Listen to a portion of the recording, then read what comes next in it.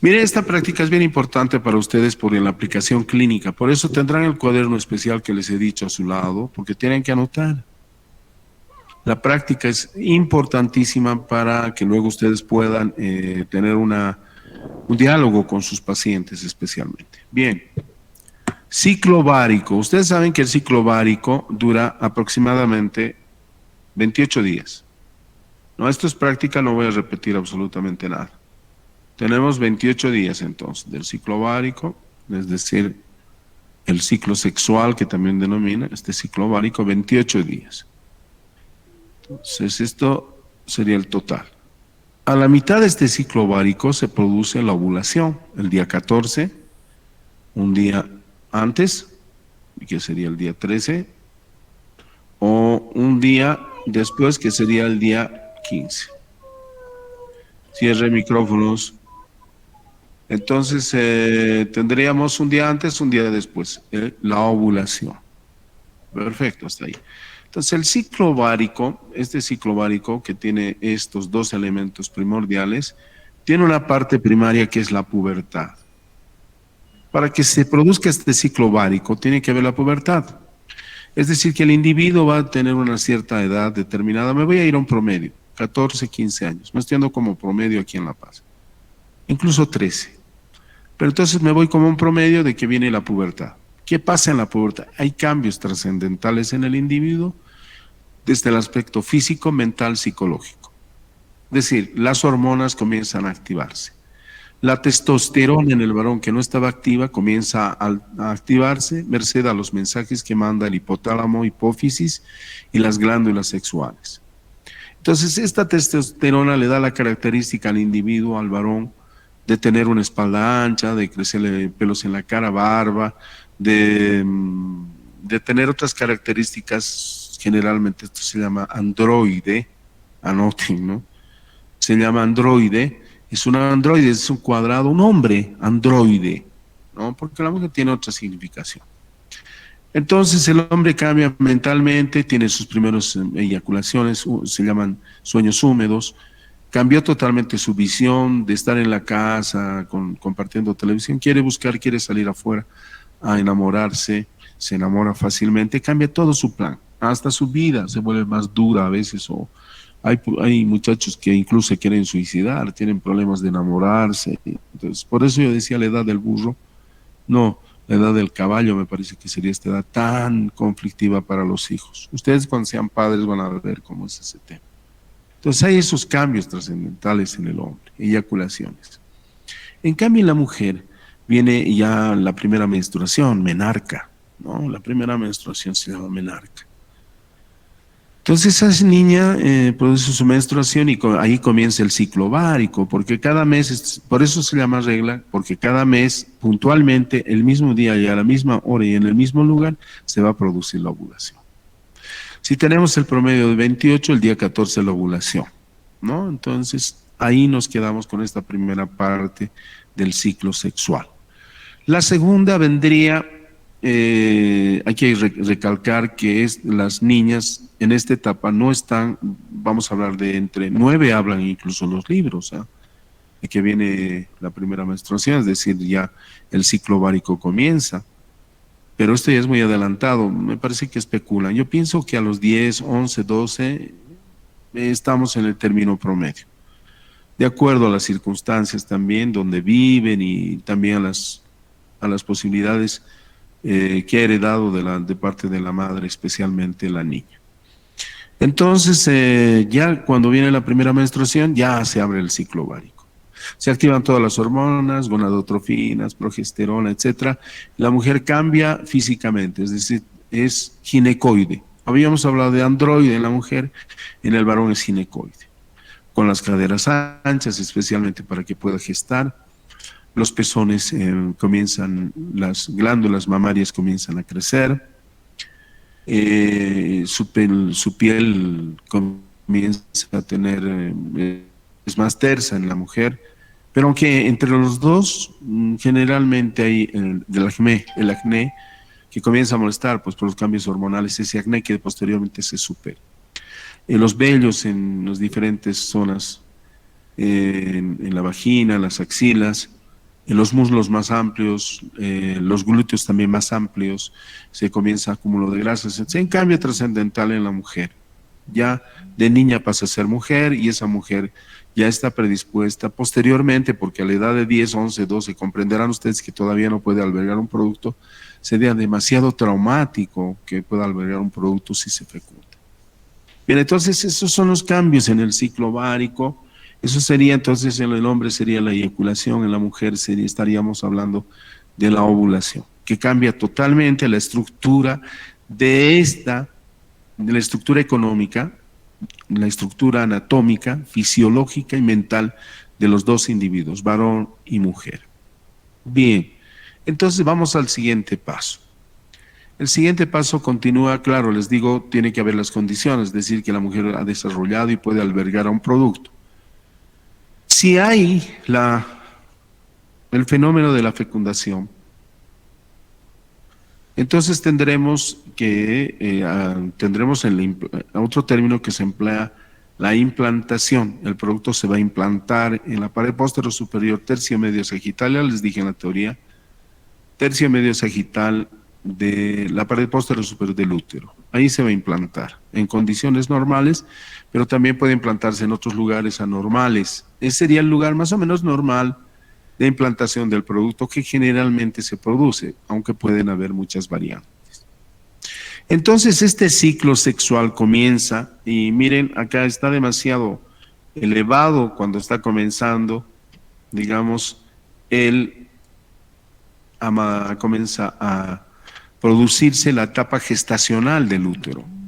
Estamos en el día 1 donde tendría que ser plano, o sea, plano totalmente, y luego este útero comienza a subir lentamente, miren, gradualmente hacia arriba como una montaña hasta llegar a la etapa gestacional. En este periodo, en este ciclo ovárico, como habíamos dicho el día 14, este día 14, miren, se produce el fenómeno de la ovulación, donde se desprende, fíjense aquí el óvulo. Al desprenderse el óvulo, se han asistido a la teoría mía, las células de la pared lateral del ovario se transforman en poliédricas y cambian de color y se forma este elemento que es la fase o el elemento, la capa luteínica. El elemento luteínico que tiene células amarillas que son productoras de progesterona. La progesterona es el primer elemento que tiene que estar presente para que el producto se implante. Si no hay progesterona, el producto no se implanta. Ahí se basan los métodos anticonceptivos. Eliminar la progesterona para que se desencadene el aborto, por ejemplo, ¿no? Bien, entonces miren, vamos a la etapa de la ovulación, pero el útero no se queda de ese tamaño, sino entra en una fase luteínica, esa fase donde ustedes en la teoría les dije que las arterias están contraídas, son sinusoidales, hay líquidos, pero claro, porque está esperándole al producto que se aloje ahí después de la fecundación. Bien, si hay fecundación, se consolida el producto, ya lo saben en la teoría. Si no hay fecundación, se produce la menstruación. ¿Qué es la menstruación? Si hemos definido qué es la ovulación, qué es la menstruación, la ovulación no es otra cosa que la expulsión periódica de un óvulo, la expulsión periódica de un óvulo. Eso sería en resumen, expresión periódica de un óvulo. ¿Qué sería la menstruación? La expulsión de las capas del útero cada ciclo ovárico, al no ser fecundado. Entonces, cuando se produce esta expulsión, tiene que haber la capa más profunda, que es el endometrio, estará constituido por la capa basal, compacta y esponjosa. Capa basal, esto van a revisar en la teoría, en la capa basal, compacta y esponjosa. Capa esponjosa. Entonces, la única activa es la capa basal. Cuando el útero en la etapa de menstruación se vacía totalmente, esto queda plano, recuerden que se ha vaciado todo y queda plano, solamente la capa basal se quedará. Y a partir de esta capa basal comienza otra vez el ciclo ovárico, al no ser fecundado.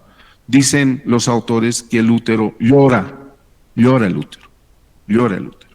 Entonces, llora el útero, queda vacío y empieza otra vez el ciclo sexual y comienza a elevarse otra vez hasta el periodo del útero donde se produce la ovulación y la etapa gestacional del útero, la etapa luteínica, para que pueda albergar al producto mediante las gonadotrofinas, los estrógenos y la progesterona fundamentalmente. Bien, entonces tenemos definiciones como la ovulación, como la menstruación. Estos dos fenómenos se producen en la generalidad cuando no hay relaciones sexuales, no hay espermatozoide que fecunde. Entonces, si hay relaciones sexuales, seguramente va a haber fecundación. Los espermatozoides en miles suben, ustedes tienen que leer todo esto, suben en busca del óvulo y lo fecunda. Entonces, ese óvulo es transportado hacia la ampolla de la trompa, la más amplia, y ahí surgen los espermatozoides, el óvulo va ahí y los espermatozoides se encuentran con el óvulo en la ampolla de la trompa y se fecunda. Y luego es trasladada a la parte profunda del útero, no hasta implantarse totalmente en el interior. Entonces, eso sería la fecundación. La fecundación sería la unión de dos células altamente especializadas, óvulo y espermatozoide, para formar un nuevo ser. Ese sería el tercer concepto que tenemos. ¿En qué consiste entonces nuestra práctica? Cuando nosotros estamos en la pubertad, y esto anoten y tienen que leerlo también ustedes, yo no puedo entrar en sus cabezas. La pubertad es el cambio, y cuando un paciente viene a la consulta en etapa de pubertad, vendrá desganado, vendrá con respuestas incoherentes, un tipo que no tiene ni educación de repente. ¿Te duele tu mala? Sí. ¿Cuál? Esta. Sáquemela. Sáquemela. En la pubertad es así. Sáquemela. Pero te la puedo curar. No, no, sáquemela. Después mi amigo se echa acá, ya no la dolí más. Te vendrá como esas cosas y tú tienes que ser un psicólogo. Les estoy dando el pauteo.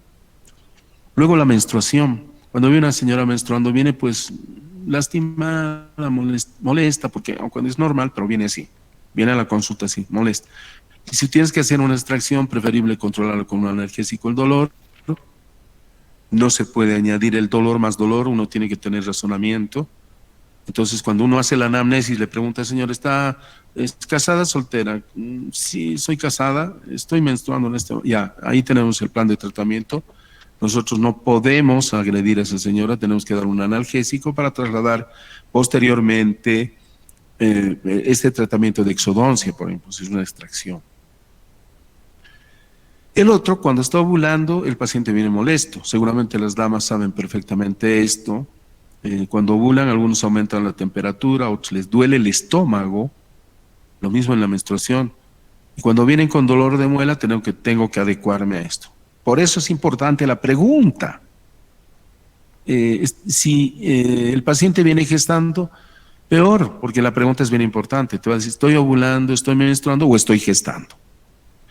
Cuando es el periodo de gestación, más hay que tener todos los recaudos, ¿no es cierto? Eso lo vamos a hacer en periodo embrionario. Entonces ahí tienen que tener recaudos para colocar anestesia, dar medicamentos, etcétera, etcétera. Y ya no es un juego. Ahí estamos hablando de cosas muy serias donde ustedes tienen que estudiar, prepararse, buscar, analizar todo aquello.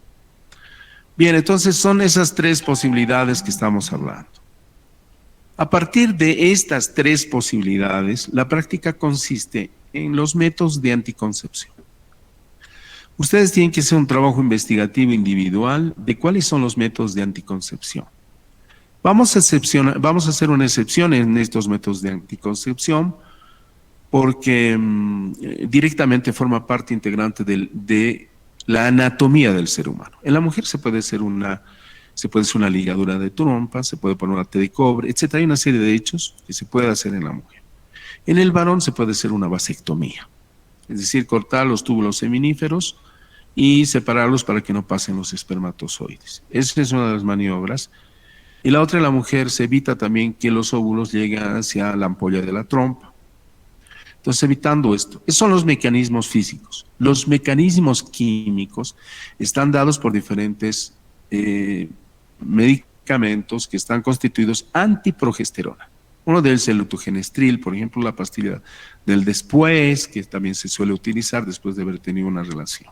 Y el otro método físico, que es el condón, las jaleas, que también pueden ser. Para mí el más efectivo es el condón, que los otros pueden variar si no manejan bien. Y el otro, la técnica de la mamá, que domina cuando ovula y cuando está en periodo no fértil. La mamá domina eso, y eso generalmente se hace cuando una persona está casada.